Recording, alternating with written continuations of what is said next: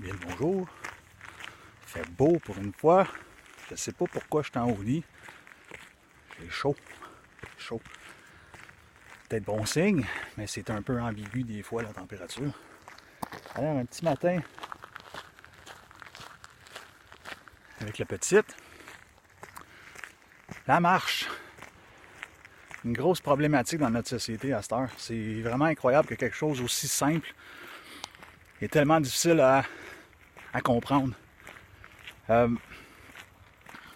Puis pourtant, c'est la chose qui est la plus essentielle, mais si c'est bien fait, c'est là qu'on peut autant faire travailler le chien mentalement et physiquement.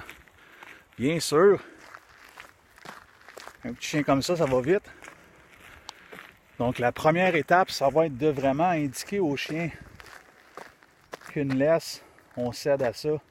Je suis capable, sans nécessairement la tirer, se faire comprendre que je vais toujours finir par la diriger, sans être off avec, mais juste d'expliquer un langage. L'autre chose, ralentissez. Arrêtez de faire tout ce que les gens vous disent, puis d'aller d'un espèce de pas décidé. Pourquoi ralentir? C'est parce que, pensez un peu, quand quelqu'un apprend à conduire, il faut qu'il se concentre, qu'il n'est pas trop à l'aise. Les réflexes ne sont pas nécessairement là. Okay? Il y a des places pour s'énerver. Tu peux aller à l'autodrome pour faire de la course. Tu peux aller sur l'autoroute pour rouler à 100. Mais il y a des zones de 30, il y a des zones de 50. Puis il faut que tu te concentres parce qu'il y a peut-être du danger. Mais la marche, c'est pas une question de juste marcher. C'est une question de se concentrer le plus possible, à ne pas tirer et à suivre la personne sans toujours avoir une tension. Ce qui n'est pas évident avec elle, c'est qu'on s'entend qu'elle se fait à ses yeux. Tout ce que je veux faire, c'est que je veux qu'elle comprenne que quand il y a une tension, elle revient vers moi. Donc, ralentissez.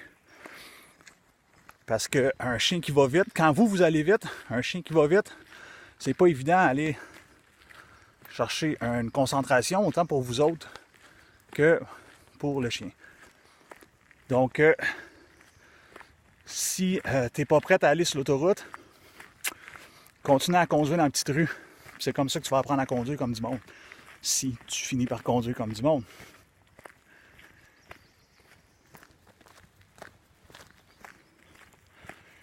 L'autre chose, pour finir avec ça, on dit souvent que le chien, la misère a été mon cellulaire, on dirait un matin.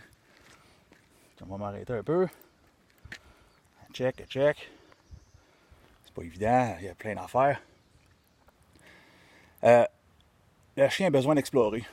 Le chiot a besoin d'explorer. Okay? Quand on prend une marche, comme j'ai dit, c'est pour construire une relation beaucoup plus avec le chien, en plus de faire une petite affaire d'exercice qui est des fois pas beaucoup pour un chien comme ça. Okay? Alors, oui, c'est important de le laisser explorer, de le laisser sentir. Mais il y a un temps pour ça. Puis si à chaque fois que le chien tire, vous le laissez aller sentir la bonne fontaine ou la trace de gazon ou peu importe, ce qui arrive, c'est que le chien va toujours finir par décider quand est-ce qu'il n'est pas obligé de vous écouter. Donc quand ça arrive d'un moment opportun, que vous avez vraiment besoin qu'il écoute, l'habitude n'est pas créée parce que le chien fait ce qu'il veut, quand il veut, comme qu'il veut. Alors, quand on marche, c'est à côté, on sniffe pas, on jappe pas, on capote pas, on reste tranquille, on va établir un état d'esprit qui est plus adéquat. Et après ça, quand on la fait asseoir, là, je peux dire libre et même si elle choisit de rester avec moi, mais au moins je peux lui laisser un petit lousse pour qu'elle puisse explorer un petit peu, sniffer, faire son pipi. Ça va finir que le chien va me demander la permission pour avoir quelque chose. Bonne journée.